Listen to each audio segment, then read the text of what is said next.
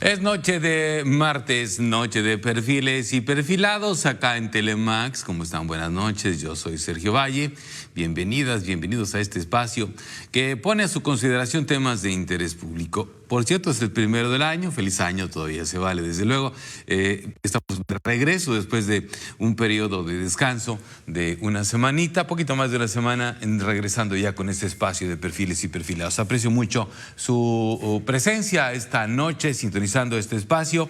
Y le digo, bueno, como siempre, este año seguimos con la misma dinámica, ubicando, identificando temas que son de interés público. Algunos de esos temas están ya muy socializados, son muy polémicos, estarán quizá en las mesas de café de los restaurantes donde se juntan los políticos, los empresarios y demás. Algunos incluso estarán en las mesas de café de las casas, de los hogares de muchos de ustedes. Ahí en las cocinas se discute muchas veces algunos temas, otros no tanto. Otros quizás sean un poco más complejos, sean un poco menos conocidos o más difíciles de digerir, pero que también son asuntos de interés público. De todo eso vamos identificando en este espacio y aquí se lo vamos proponiendo cada martes y cada jueves en punto de las 9 de la noche.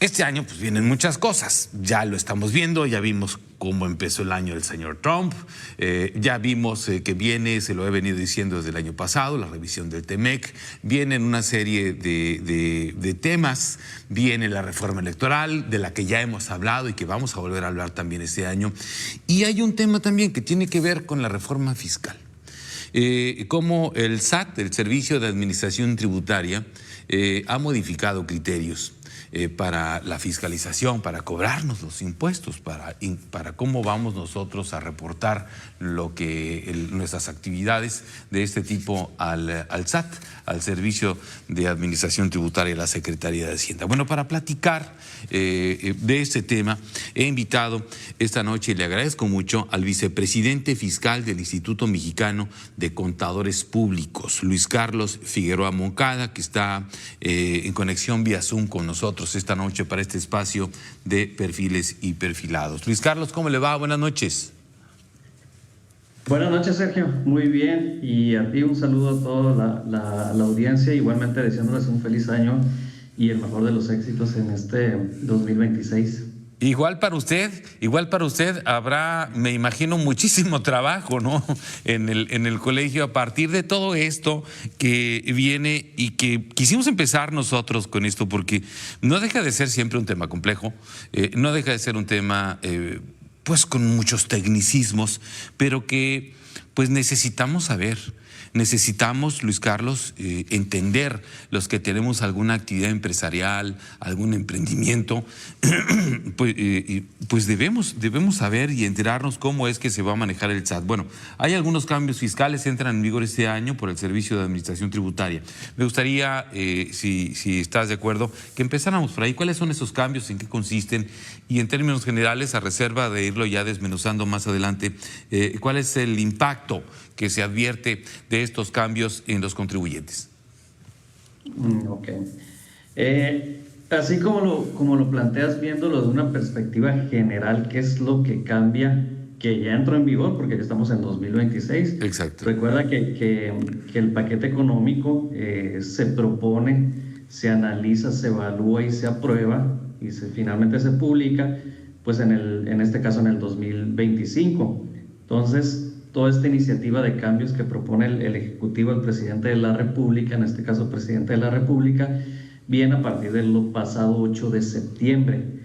Entonces viene una serie de modificaciones en lo que es el paquete económico que abarca los ingresos de la Federación, el presupuesto de gastos y algunas disposiciones misceláneas o de carácter fiscal que apoyan al cumplimiento del objetivo de esa estimación de ingresos, que son los ingresos que percibe nuestro país para hacer frente al gasto público, ¿no? Entonces, hay modificaciones contempladas o hubo modificaciones contempladas que ya entraron en vigor en esa ley de ingresos para 2026 y sobre todo en el Código Fiscal de la Federación y en la Ley de Impuesto Especial sobre Productos y Servicios. Entonces, de manera general, Ley de Ingresos trae modificaciones incrementando tasas de retención para los contribuyentes, sí dando continuidad a programas de estímulos fiscales para regularizarte por ejercicios o periodos anteriores.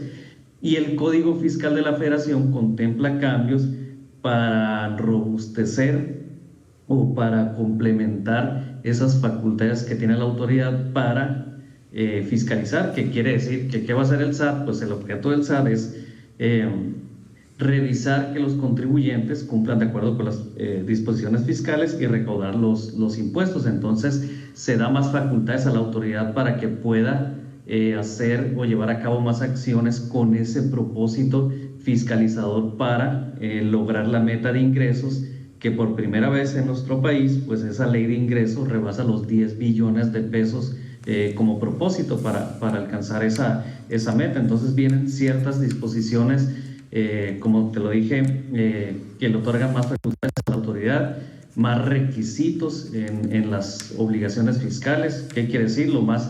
Lo más impactante, por decirlo de alguna manera, pues es que los comprobantes por requisito y derivado de una reforma constitucional que se llevó a cabo en 2024, tienen que ser verdaderos los comprobantes fiscales o llevar actos jurídicos reales. De lo contrario, se consideran como falsos, y ahí es donde viene la facultad de la autoridad, en este caso el SAT, si es la autoridad revisora, de evaluar o de presumir que esos comprobantes son falsos y de comprobar esa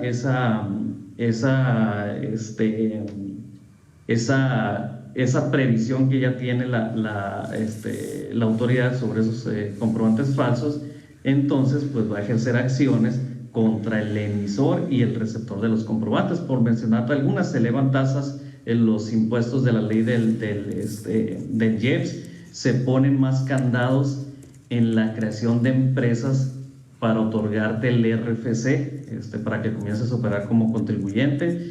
Se adicionan más candados en cancelación de certificados de sello digital para que puedas facturar, por mencionar algunos casos. Entonces sí se consideran alrededor de cerca de 100 artículos modificados, que no es una modificación o una reforma fiscal integral, pero sí es algún buen volumen, por decirlo así, en número de disposiciones que se adicionan o se modifican para este 2026, que casi en su totalidad ya entraron en vigor. Bien, van a entrar en vigor de forma escalonada. ¿Por qué es casi en su totalidad? Porque, por ejemplo, no sé si estuvieron escuchando ahí los medios, varias de las reformas, una de ellas es que las plataformas tecnológicas tienen que permitir el acceso en forma permanente y en tiempo real al SAT para verificar el cumplimiento de obligaciones fiscales. Entonces, en el tema de plataformas tecnológicas, pues hubo cierto pronunciamiento por el sector económico, por decirlo de alguna forma, pues cómo iba a ser posible que intervinieran en forma real, en tiempo real, y en forma permanente a dichas plataformas. Entonces se esclareció ahí a través de una modificación en las cámaras que únicamente es para verificar el cumplimiento de obligaciones fiscales, y se estableció que esta obligación de permitir el acceso a las autoridades iba a ser a partir del 1 de abril de 2026, es decir, todavía no entra en vigor. Entonces ya el SAT estableció las reglas de carácter general para este acceso en la publicación de las reglas de carácter general o resolución miscelánea fiscal que se publicó el pasado 28 de diciembre, y aquí el SAT establece la regla diciendo qué datos son los que se deben permitir en ese acceso, es decir, datos fiscales para verificar, y cuándo y cómo se va a presentar esa información y de qué forma se dará el acceso. Eso ya está publicado también y entrará en vigor a finales de abril. Bien, tengo aquí yo ubicados en mi tarjeta, una tarjeta informativa, algunos puntos clave, a reserva de otros que usted me indique. Tengo aquí varios, ¿no? Por ejemplo, y ya los mencionaba, mayor fiscalización electrónica, cruces automáticos de datos bancarios, facturación, plataformas digitales y declaraciones. Vamos a esa parte, si me permite, Luis Carlos. ¿Cómo era antes y cómo es hoy, ahora con esto? en esta parte? Bueno, sí, si nos vamos un poco atrás en el tiempo, anteriormente pues no existía lo que es la factura electrónica. Hoy la factura electrónica es el eje de todo el ciclo del contribuyente, porque así lo ha llamado la autoridad. Entonces, ese eje quiere decir que en base a la facturación, que nosotros llevamos a cabo transacciones y se facturan a través de emisores y receptores, y esa facturación el SAT la autoriza a través de un sello en tiempo real, es decir, en el momento, y esa facturación se toma como base para prellenar las declaraciones, y a su vez pues el SAT puede revisar que esas declaraciones presentadas estén de acuerdo con las transacciones que se manifestaron en los comprobantes fiscales. Entonces detectar inconsistencias, presumir que a lo mejor los impuestos no se determinaron correctamente o no se pagaron correctamente. Estos procesos ya vienen desde hace años anteriores y en forma escalonada. Se han ido incrementando el número de declaraciones que pueden ser prellenadas, se ha incrementado el volumen de información que se debe capturar en un comprobante fiscal. Anteriormente eran mucho menos requisitos, hoy es un número bastante abultado de requisitos, entonces todo eso permite a la autoridad tener mayor información en el momento, y de acuerdo a cómo se comporta hoy en día la tecnología, pues puede manejar grandes cantidades de información en tiempo récord. Entonces eso puede ocasionar que la fiscalización sea más ágil, más oportuna y más efectiva. Entonces, como te digo, cada año se vienen incrementando ciertos requisitos o ciertas modificaciones para eficientar esa fiscalización. Hoy 2026, como por ejemplo el artículo 29A, que contempla los requisitos que deben contener los comprobantes fiscales, se aumenta el número de requisitos. Uno de ellos es el que ya te mencioné, que los comprobantes tienen que ser verdaderos y amparar actos jurídicos reales.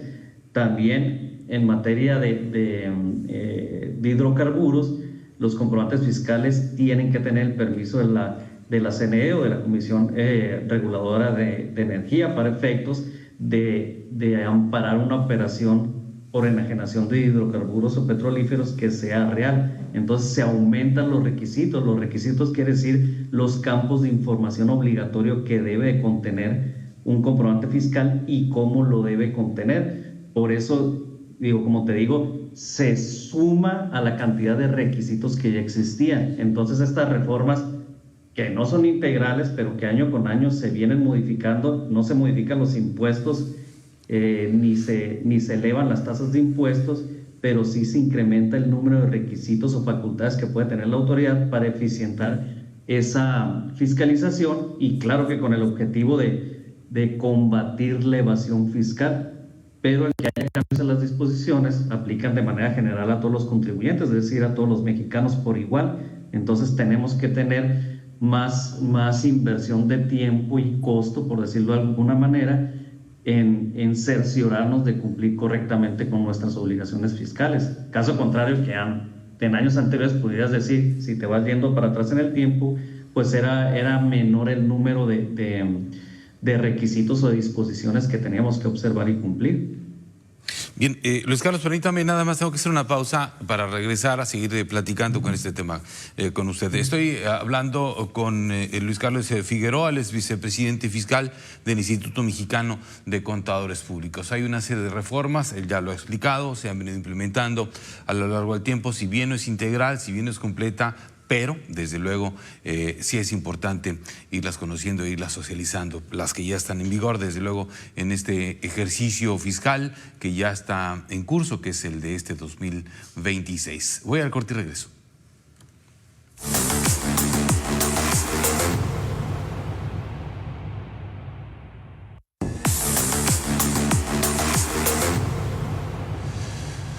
Bien, sigo platicando con Luis Carlos Figueroa, él es vicepresidente fiscal del Instituto Mexicano de Contadores Públicos. Le mencionaba yo, Luis Carlos, algunos puntos o cambios clave que se pueden ubicar, que tengo aquí ubicados en mi tarjeta, a reserva, insisto, de los que usted pueda mencionar, porque el especialista desde luego es usted.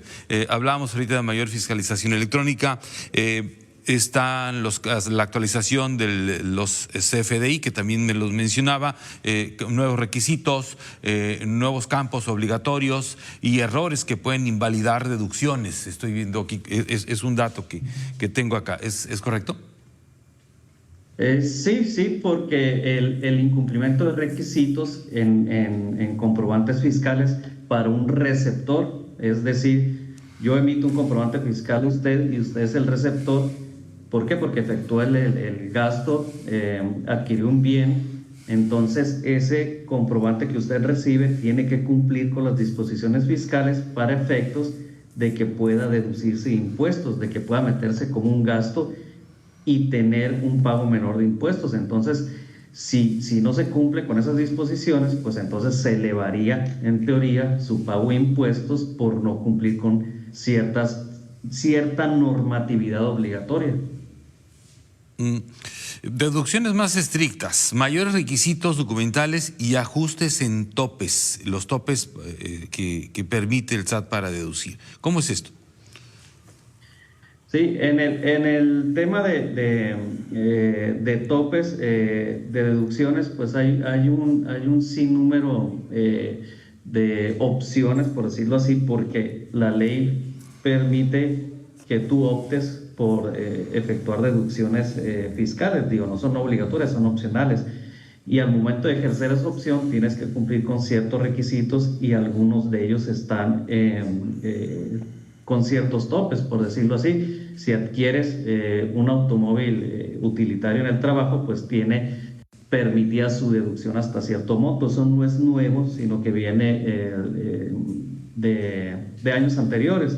Pero sí se actualizan ciertos topes en cuanto a exenciones de impuestos derivados de los incrementos en ciertas referencias, como por ejemplo hace algunos días se actualizó la unidad de medida de actualización que está referenciada a una cantidad de topes en las disposiciones fiscales. ¿Qué quiere decir? Que por ejemplo si yo recibo un pago de aguinaldo está exento 30 UMAS y al elevarse la UMA, pues esto hace que se mueva el tope de la exención, pero para arriba. Entonces ahí genera un beneficio. Entonces hay un sinnúmero de disposiciones que se mueven, unas que elevan el tope para que tú deduzcas, pero otras que elevan, por ejemplo, el monto de la exención que tú puedes recibir. Entonces son cantidades referenciadas que en algunos casos sí se modificaron para 2026. Recuerdo que había una polémica por el tema de las colegiaturas, ¿se acuerda? De escuelas privadas que se podían deducir en algún momento. ¿Qué pasa con eso, por ejemplo? Este tipo de cosas. Este tema con la deducción de colegiaturas viene de un decreto emitido hace algunos años. Hay que recordar que los decretos son decretos presidenciales. Exacto. Es un decreto presidencial de hace algunos años donde se permite la deducción de colegiaturas dependiendo del grado de escolaridad hasta cierto monto. Entonces, ese decreto aún permanece vigente, no es nuevo, viene de algunos años para atrás. No recuerdo si 2016 o 2015, más o menos unos 10 años para atrás en el tiempo, pero aún permanece vigente y hasta ahorita o el día de hoy no ha sufrido modificación alguna. Bien, digo porque en su momento pues fue discutido, ¿no? Recuerdo que fue discutido porque había la posibilidad de deducir, ¿no? De deducir la educación privada y hubo algunas modificaciones que algunos interpretaron que afectaba pues ese gasto, que era un gasto o una inversión, por decirlo de algún modo, en la educación de los hijos que se podía deducir, que después ya no. ¿Cómo queda hoy? Porque estaba permitida hasta cierto monto. Por ejemplo, sí. si el monto es alrededor de 12,000, 15,000 pesos anuales en cierto grado de escolaridad, que son secundaria, preparatoria, primaria, si tú superas ese monto ya no lo puedes meter como una deducción. Por eso está topado, pues es un importe ya hasta cierto tope fijo. Entonces eso generaría el grado de discusión. Oye, si yo pago mi colegiatura no la puedo deducir al 100% porque este decreto me permite hasta cierto monto. Entonces, ese es el tema con las referencias topadas. Uh-huh. Bien, ahora vamos a los otros puntos clave que tengo acá. Plataformas digitales, lo mencionaba ahorita, ¿sí? Se han reforzado las reglas de retención y reportes para el e-commerce, ¿no? Y servicios digitales. ¿Qué es lo que cambia aquí en esta parte de las plataformas digitales? Fue lo que mencioné hace un momento. Exacto. Una plataforma digital hoy en día con este cambio y plataforma digital, podemos mencionar algunos ejemplos, el que tú quieras, Amazon, Mercado Libre, son plataformas digitales. Algunas operan como intermediarios entre oferentes y adquirientes y otras como prestadoras de servicios, o te permiten cierta descarga o uso de aplicaciones. Entonces, estas plataformas están obligadas en algunos casos a efectuar retenciones a los que operan o venden a través de estas mismas plataformas. En algunos casos te emiten un comprobante fiscal y te cobran el IVA si tú estás usando una plataforma. Entonces, esta información, por lo que se entiende la referencia del cambio, por lo que se plantó en la reforma, es que la plataforma le permita al SAT verificar en tiempo real, con un acceso permanente a la misma plataforma, que se están determinando los impuestos correctamente. Entonces, la confusión que se generó o la incertidumbre que se generó desde el año pasado, si va a haber una intervención de la autoridad con acceso a la plataforma, pues se puede vulnerar la confidencialidad de los datos o de la información de las personas. Entonces fue aquí cuando entró la modificación a la propuesta, mencionando específicamente y esclareciendo específicamente en el artículo que se proponía adicionar, que únicamente iba a ser el acceso para la información que específica de la determinación de las contribuciones. Entonces el SAT puede o podía emitir o tiene la facultad de emitir reglas al respecto, que ya las emitió el pasado 28 de diciembre. Entonces emite una lista, por decirlo de alguna manera, una serie de datos de cuál es la información sobre la que se debe permitir acceder por parte de las plataformas, es decir, el RFC del que operó en la plataforma, el monto de la retención del IVA, el monto de la retención del ISR, datos fiscales, son los únicos sobre los cuales se debe permitir el acceso. Entonces, de no permitir el acceso, pues parte de la reforma es que la autoridad tiene la facultad de bloquear a la plataforma digital, es decir, bloquear su operación. Entonces esto pues, fue cuando se estuvo tratando de interpretar esta nueva reforma, y mediante el cual el SAT también emitió un comunicado en su momento, si no me falla, el 21 de octubre del año pasado, pues aclarando que el acceso iba a ser únicamente para la información que se usa para determinar las contribuciones o las obligaciones fiscales y no información personal de los contribuyentes. Entonces eso era lo que se generó con el tema de plataformas digitales, pero actualmente, como te lo menciono, entra en vigor en abril, es permitir el acceso en forma permanente y en tiempo real por parte de las plataformas a las autoridades fiscales para verificar el cumplimiento de obligaciones fiscales de las operaciones en dichas plataformas. Uh-huh. ¿Qué pasa con las plataformas estas de ventas o los en línea de productos chinos? Vamos a ser muy claros ahí.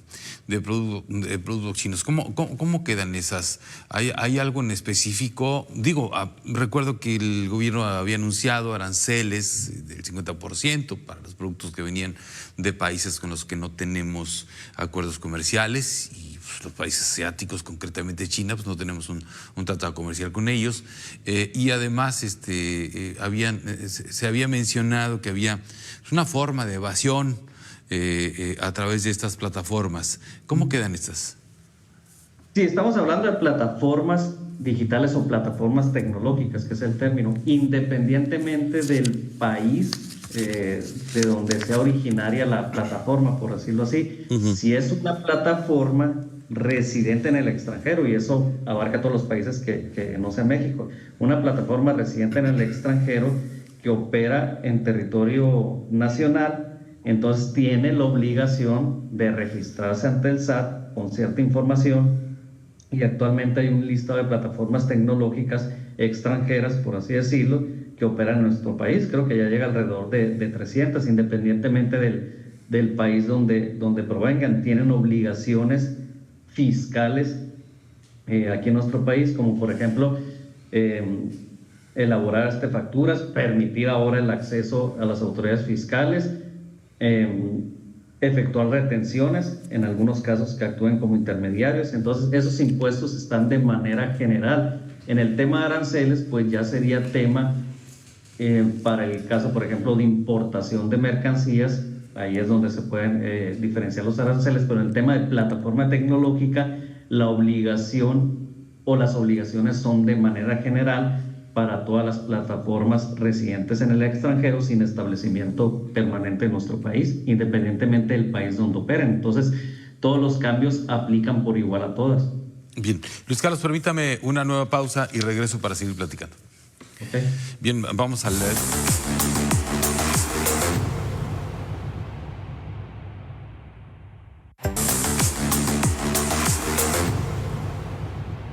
Vamos a seguir con esta plática. Estamos hablando de las reformas que se hicieron en materia fiscal, que están ya en vigor en este ejercicio fiscal del 2026, que fueron aprobadas desde el año pasado, como lo marca la ley. En diciembre, bueno, el año pasado, finales del año pasado, fue aprobado el paquete fiscal de este ejercicio que estamos en curso, que es el del 2026, y hay una serie de criterios que se han modificado, a algunas revisiones que se han incrementado, se han ajustado, es decir, se ha puesto más estricto el SAT en varios de los criterios. Uno de ellos son, y sigo platicando con Luis Carlos Figueroa, vicepresidente fiscal del Instituto Mexicano de Contadores Públicos. Uno de estos cambios son los plazos más cortos y un menor margen para presentar declaraciones y correcciones sin ser sancionados. Luis Carlos, ¿es así?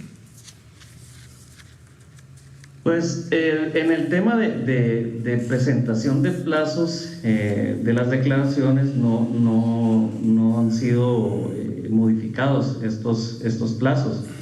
Por ejemplo, así de manera general, pues uno tiene obligación de presentar, por decirlo de alguna manera, pagos provisionales o pagos definitivos mensuales cada día 17. La declaración anual para personas morales el mes de marzo y la declaración anual para personas físicas el mes de abril. Entonces, estos plazos no han sido modificados porque no se presentó reforma en la ley de impuestos sobre la renta y en la ley del IVA. Lo que sí se modificó en cuestión de la oportunidad, por decirlo así, de la presentación de la declaración o de las declaraciones en tiempo, es que aumentaron las tasas de recargos por mora. ¿Qué quiere decir? Si yo tenía que pagar impuestos el día 17 y no lo hice, y pagué el 18, el 19 o el 20 fuera de plazo, no me voy a hacer acreedor una multa si la autoridad no llega y me multa, pero sí tengo que pagar intereses o recargos sobre esa cantidad que no pagué en tiempo. Y hasta el 2025 esa tasa de recargos o esa tasa de interés por mora, es decir, por pagar tarde, era del 1.47 y se incrementó para 2026 al 2.07. Entonces, ¿qué quiere decir? Que lleva un aumento significativo este incremento en la tasa de recargos. ¿Y por qué se argumenta que se efectuó este cambio? Porque se expone en los motivos del cambio que esta tasa no se incrementaba desde el 2018, es decir, 8 años sin incremento de esta tasa, y resultaba en muchos casos mucho más barato deberle al fisco que deberle a los bancos. Entonces, eso ocasionaba que te financiaras con el fisco. Entonces, para promover ese cumplimiento oportuno, pues se elevó la tasa de recargos. Entonces, menor plazo, no se modifica el plazo en las disposiciones fiscales para el cumplimiento o presentación de declaraciones, pero el no cumplir sí te va a generar pues más por decirlo de alguna manera, más inconvenientes, como es pagar más por intereses, por recargos, en el caso de presentar el pago de impuestos tarde. En el caso de no cumplir con el pago de impuestos, pues la autoridad tiene más facultades o más supuestos para restringirte los certificados de sello digitales con los que tú puedes emitir facturas y cobrar tus operaciones. Entonces, esos instrumentos fiscalizadores tienen mayor soporte, más agilidad, y aparte que te va a costar más pagar en destiempo. Esas son las modificaciones respecto a los plazos. Luis Carlos, ¿hay alguna otro detalle, otro aspecto de estas modificaciones, de estos cambios que sea importante destacar en esta charla, aparte de los que hemos comentado? El que te mencioné al principio es la modificación que más impacto ha causado y que más volumen de artículos, por decirlo así, se reformaron con respecto a este cambio, que es el de los comprobantes falsos. Todo viene de una reforma constitucional, lo mencioné hace rato, que es la prisión preventiva oficiosa en el tema de emisión de comprobantes falsos. Lo que pasa es que en las disposiciones, después de este cambio constitucional, no existe una definición de comprobantes falsos. Entonces, esa reforma de la Constitución en 2024 pues establecía que todas las demás disposiciones se tenían que armonizar con esta reforma. Entonces viene el código en la reforma fiscal a incluir el concepto de comprobantes falsos, porque así lo ordena la reforma constitucional. Entonces, obligatoriamente los comprobantes tienen que amparar operaciones verdaderas, actos jurídicos reales, de lo contrario son comprobantes falsos. Y entonces, ¿quién va a verificar o presumir que esos comprobantes son falsos? Pues la autoridad. Entonces se le otorga una facultad para que exista ahora una visita domiciliaria, es decir, una nueva modalidad de auditoría para verificarte, o que haya un procedimiento para verificar la veracidad de esos comprobantes. Es decir, si la autoridad presume que los comprobantes son falsos, puede llegar a hacerte una revisión de 24 días como máximo. Es una revisión expresa por el corto tiempo en que dura todo el proceso. Y entonces tú vas a tener 5 días para demostrar que las operaciones sí fueron reales, y de no mostrarlo, entonces te cancelarán los sellos en forma definitiva, te publicarán en una lista de emisores de comprobantes falsos, habrá sanciones penales, y el que recibió tu comprobante tiene que modificar sus declaraciones para quitar los efectos de ese comprobante. Si no, a aquel receptor también se le van a cancelar los certificados para poder facturar. Entonces son medidas más estrictas, y por lo tanto eso hace que los contribuyentes que somos cumplidos tengamos que poner mayor énfasis en nuestro cumplimiento y soportar con mayor precisión, por decirlo de alguna forma, nuestras operaciones, para que si llega el caso en que la autoridad presume o quiere indagar, quiere averiguar o nos cuestiona, nosotros tengamos todos los elementos para comprobar que nuestras operaciones son reales, que estamos determinando bien nuestros impuestos y estamos cumpliendo con todas las disposiciones. Pero sí tenemos que invertirle más tiempo en realizar todo este cumplimiento. Eso es el tema a grandes rasgos que se puede concluir derivado de estas últimas reformas llevadas a cabo en 2025, que entraron en vigor ya en 2026. ¿Qué es una operación falsa? Un ejemplo, por ejemplo. Una operación falsa es el contrario de la operación verdadera. Entonces, el concepto de operación verdadera, como tal, en lo que viene en el Código Fiscal, es que tiene que ser cierto que sí ocurrió en algún momento y que se llevó a cabo. Entonces, tú tienes que demostrar que sí pasó. ¿Cómo lo tienes que demostrar? Pues las leyes fiscales no te dicen se demuestra de esta forma. ¿Por qué? Porque todas las operaciones son distintas. No es lo mismo una enajenación de equipos electrónicos que un servicio profesional de mercadotecnia. Claro. ¿Cómo demuestras que sí lo llevaste a cabo?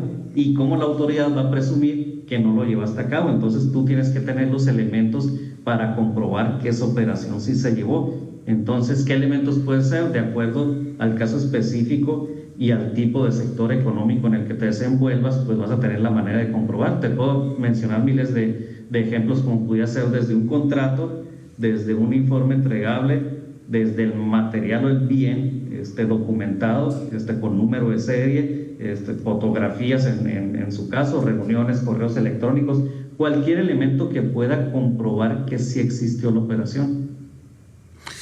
¿No hay riesgo de subjetividad de parte de la autoridad en esto?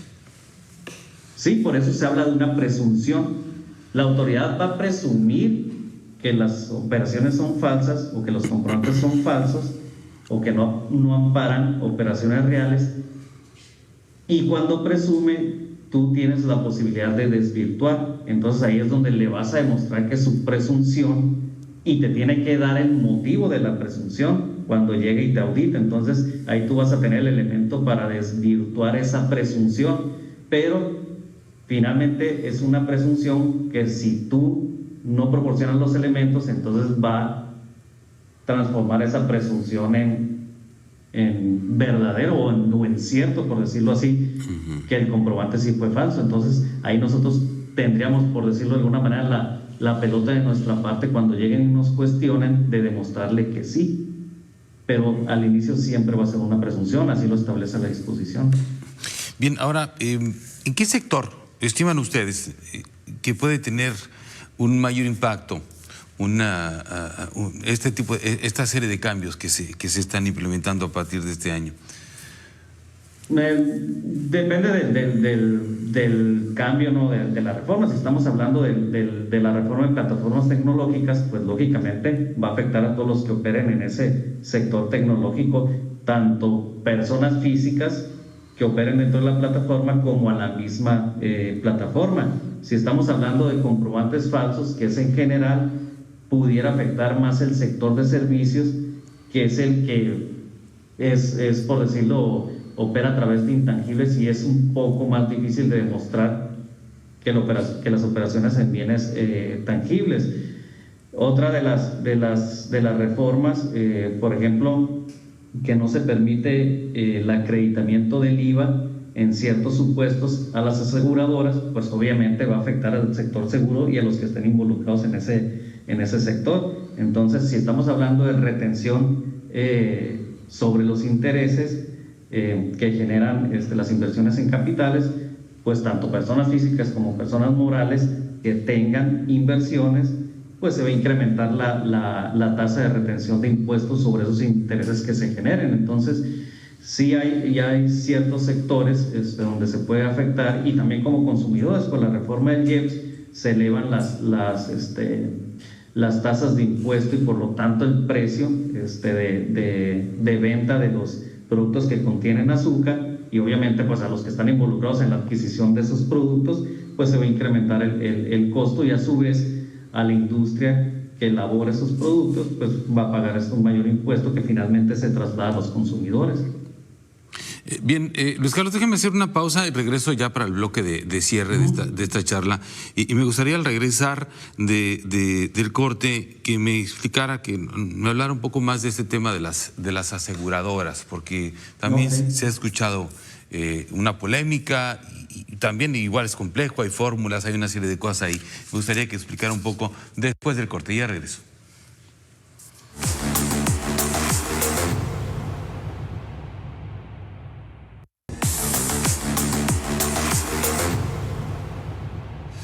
Bueno, estamos hablando de las reformas en materia fiscal con el vicepresidente fiscal del Instituto Mexicano de Contadores Públicos. Nos quedábamos pendientes, Luis Carlos, con el tema de cómo impacta estas reformas en el sector de las aseguradoras. Sí, como te mencioné al principio, uno de los cambios o algunos de los cambios vinieron a través de la Ley de Ingresos para la Federación. Cada año se publica la Ley de Ingresos de la Federación, y la Ley de Ingresos de la Federación puede traer modificaciones que sustituyan a las leyes. Por ejemplo, una modificación en Ley de Ingresos que sustituya alguna disposición de la Ley del IVA o de la Ley del Impuesto sobre la Renta. En este caso, no hubo reforma en ley de renta ni en ley del IVA, pero a través de la ley de ingresos se modificaron o se sustituyeron ciertas disposiciones en esas leyes, es decir, una modificación indirecta, si lo queremos ver de esa manera. Entonces, una de esas modificaciones es que se estableció que a partir del año de 2025 el IVA pagado por las aseguradoras en una indemnización de pago directo no iba a ser acreditable. ¿Qué es un pago directo? Por ejemplo, cuando la aseguradora va a indemnizar al asegurado, en lugar de darle la cantidad de numerario o darle el dinero, la aseguradora va y le paga directamente al prestador de servicio o al que vendió el bien que se está reparando. Es decir, si fue un accidente automovilístico, en lugar de darle el dinero al asegurado, le da el dinero para pagar el servicio en el taller donde se está reparando el auto. Entonces, ese taller emite un comprobante fiscal a nombre de la aseguradora y la aseguradora acredita ese IVA. Entonces, en ley de ingresos de la federación, eso no es acreditable. Ese IVA no es de la aseguradora, es del asegurado, por decirlo de alguna manera. Entonces, tu aseguradora no puedes acreditar ese IVA. Y eso va a cambiar, no a partir de 2026, va a cambiar en 2026, pero a partir del 2025. Entonces, ¿cómo operar esto? Tu aseguradora tienes que pagar el IVA que no has pagado de 2025 y ya regularizarte o operar sin hacer eso a partir de 2026. Pero para pagar 2025 tienes que presentar un aviso en enero de 2026 para pagar ese IVA sin recargos y actualizaciones. Es decir, vas a pagar el IVA y se te va a perdonar el recargo. Entonces, hay que pagar todo a más tardar el 31 de marzo de 2026. Entonces, a manera de resumen, a partir de 2025, las aseguradoras no pueden acreditar ese IVA de pago directo. 2024 para atrás sí lo puedes acreditar, no va a haber ningún problema en ese pasado, siempre y cuando te regularices 2025. Entonces, ¿cuál es la incertidumbre que se puede generar en este cambio? Pues las aseguradoras van a pagar más IVA. Entonces, hay cierta incertidumbre que pudiera ocasionarse por conocer o saber si realmente va a pasar, que eso no te lo pudiera decir, si las aseguradoras van a incrementar los costos de las pólizas. ¿Por qué? Porque las pólizas pueden incrementar por un sinnúmero de factores, siniestralidad, inflación. Entonces no sabemos cómo pudiera impactar o si va a haber algún impacto por este tema, porque claro, pues no podemos manejar esas cifras, pero sí lo que es oficial y que ya está aprobado y que está en la ley de ingresos es que a partir de 2025 tienen que pagar ese IVA. Bien, ahí sí, Luis Carlos, yo sí te lo puedo decir, porque ya consulté, sí van a subir las pólizas. Es un hecho, ya consulté con algunas aseguradoras, algunos amigos, incluso, bueno, con la aseguradora que yo tengo, sí van a subir. Es un hecho que eso se le va a cargar al final de cuentas pues al asegurado, ¿no? Al cliente, ¿no? Al menos un 15-16% en las, digamos, yo hice un pequeño sondeo, por decirlo de algún modo, ¿no? Sin decir nombres de las aseguradoras, y todas coinciden, échale un 15-16 arriba.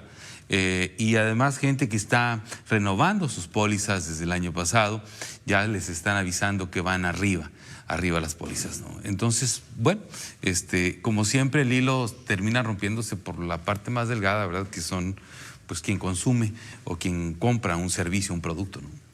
Sí, digo, ya hablando como consumidor, no como contador, lo que pudiéramos llevar a cabo como consumidores también es en el inicio del año algo similar a lo que estás haciendo o sondeando, pero es evaluar costos para tomar decisiones. Obviamente tenemos que ver la mejor opción en base a lo que hay en el mercado.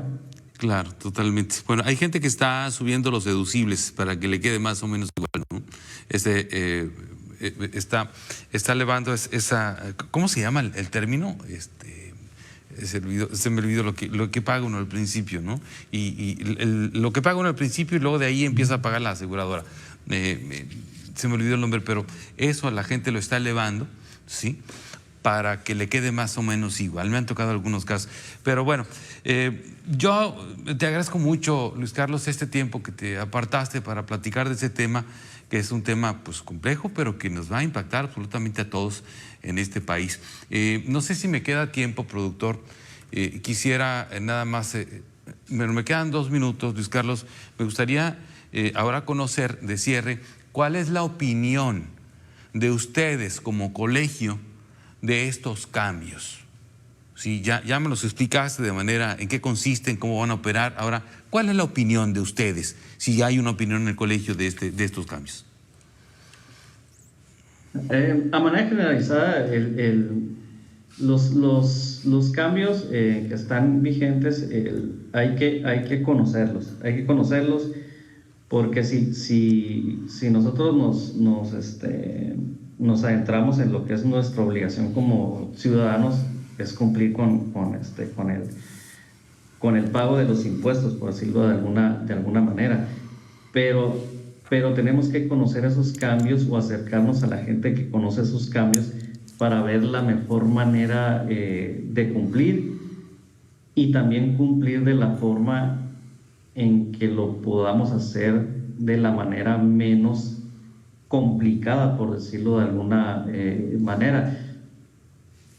Podemos utilizar como ejemplo herramientas tecnológicas, todo lo que hay en la tecnología obvia a nuestro alcance, facilidades en las disposiciones fiscales, en los estímulos, por decirlo así, y todo eso se puede aprovechar de alguna manera si conocemos o si tenemos contacto con la gente que nos puede apoyar. Por ejemplo, tú eres un contribuyente que está atrasado en su pago de impuestos por X razón, y hoy en día está el estímulo de condonación del 100% de los recargos. Puede ser que en ciertas opciones sea algo que te beneficie o que te resulte menos costoso por aplicar lo que está en una reforma hoy en día en 2026. Entonces, ese es el tipo de temas a los que me refiero. O sea, tienes que conocer todo de alguna manera, no de una manera profesional, pero sí de alguna manera tener el contexto presente, así como tú lo estás sacando a colación ahorita, y ayudarte con las instituciones profesionales, con personas del sector profesional, con agrupaciones también que te pueden apoyar. Sí. ¿Para qué? Para que tú puedas cumplir de la mejor forma y de la forma menos complicada. Entonces, es difícil en algunos casos, pero por eso hay que tratar de apoyarse de la mejor manera para buscar el camino que más óptimo y que nos haga cumplir mejor sin complicarnos tanto la existencia. Es decir, no estoy diciendo que no se cumpla, sino que se cumpla de la forma en que mejor se nos adapte. Luis Carlos, muchísimas gracias. No, ustedes ya saben, es un placer. Hasta luego, hasta pronto. Muchísimas gracias. Luis Carlos Figueroa Moncada, él es vicepresidente fiscal del Instituto Mexicano de Contadores Públicos. Bueno, que estén muy bien. Aquí nos reencontramos el próximo jueves a las 9 de la noche en Perfiles y Perfilados. Hasta entonces.